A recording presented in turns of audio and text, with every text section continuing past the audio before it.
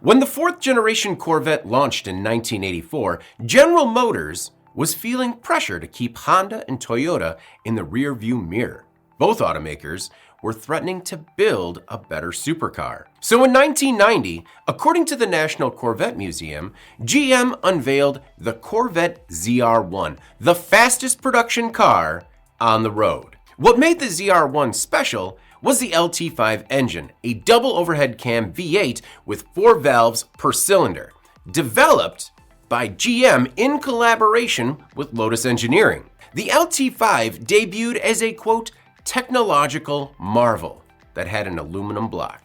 The completely new engine fetched higher development costs, but GM's leadership believed the lessons learned from the program would benefit the company in the long run. The LT5 was actually so special, it demanded sophisticated assembly.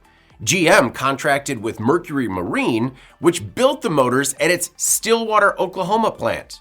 Mercury typically built engines for speedboats, but those engines were also made of aluminum alloys like the LT5. Mercury's workers built 18 engines by hand each day up until November 1993, when GM discontinued the ZR1. While they only made a few of them, Phase 5 crate engines were even rarer. They were manufactured as replacements or spares for ZR1 owners.